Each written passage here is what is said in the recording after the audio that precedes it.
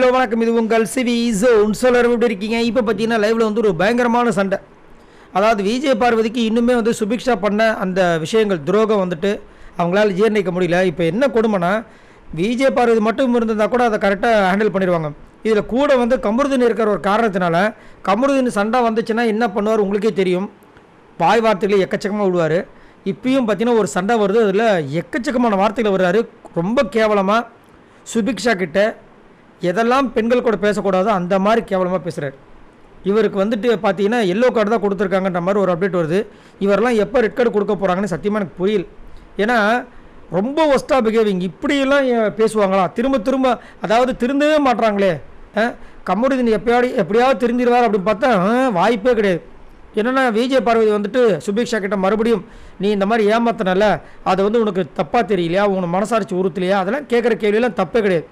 சுபிக்ஷா அதுக்கு என்ன சொல்கிறாங்க, கொஞ்சம் தென்னாட்டில் தான் பதில் சொல்கிறாங்க. எனக்கு தப்பாக தெரியல, முதல் லஞ்சம் கொடுக்குறது தப்பு அப்படின்றாங்க. உடனே அவங்க என்ன சொல்கிறாங்க, ரூல் புக்கில் லஞ்சம் கொடுக்குறது கரெக்டுன்னு தானே போட்டிருக்கு, ரூலில் இருக்கிறது அப்போ நான் பண்ணது தப்பு கிடையாது அப்படின்றாங்க. அதே மாதிரி எனக்காக உழைச்சவங்க 2 உழைப்பாளர் இருக்கும்போது நான் எப்படி உங்களுக்கு கொடுக்க முடியும் இப்படின்னு கொஞ்சம் பேசும்போது யாருக்காக இருந்தாலும் கோவம் வரதான் செய்யும். பட் வேறு வழி கிடையாது, இது ஒரு கேம், சரிங்களா? அதுக்கு அவங்க பேசிகிட்டு இருக்கும்போது டப்புனி ஒரு உள்ள வந்துட்டு நீ சீப் கேமு, ஃபேக் கேமு, அது இதுன்னு பேசுகிறாரு.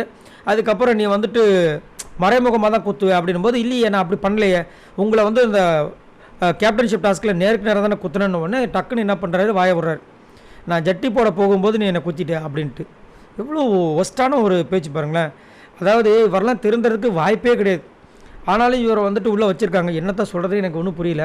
இப்போ அதை பார்க்கும்போது அவ்வளோ வருத்தமாக இருக்குது. இருந்தாலும் சுபிக்ஷா பயங்கரமான ஒரு போல்டான பொண்ணு தான். டென்ஷனே அவ்வளோ டக்குன்னு என்ன பண்ணிட்டாங்க, ஆமாம் நான் நல்லவ கிடையாதுன்னு சொல்லிட்டு டக்குன்னு அந்த பக்கம் ஒரு டேபிள் இருந்துச்சு, ஏறி போய் அதில் ஏறி நின்னாங்க. தீபக் பண்ணார் பாருங்க போன வாட்டி, அந்த மாதிரி போய் நின்று இங்கே பாருங்க எல்லோரும் கேட்டுங்கப்பா நான் நல்லவ கிடையாது, இங்கே நான் நல்லவளாக இருக்கிறதுக்கு வரலன்னு சொல்லிட்டு கத்துறாங்க. அவங்களுக்கு கோவம் வரல, ஆனால் கத்திட்டு சைலண்ட் ஆகிட்டாங்க. இவங்களுக்கு ஒரு மாதிரி ஆகிடுச்சு. அப்புறமா கொஞ்சம் இப்போ எல்லாருமே வந்துட்டு விடுறான்னு சொன்னதுக்கப்புறமா கம்முன்னு அப்படியே போயிட்டார். அவங்களுக்கு சரி, நான் என்ன கேட்குறேன்னா, விஜய் பார்வதிக்கு இது ஒரு பிரச்சனையாகிடுச்சு. அவங்க வந்துட்டு அவங்களுடைய மனசில் இருக்கிறத கேட்குறாங்க. கமருதீனுக்கு உள்ளே வந்துட்டு தேவையில்லாமல் இப்படி பேசி வாங்கி கட்டிக்கணும். இது எங்கே போய் முடிய போகுதுன்னு தெரியல.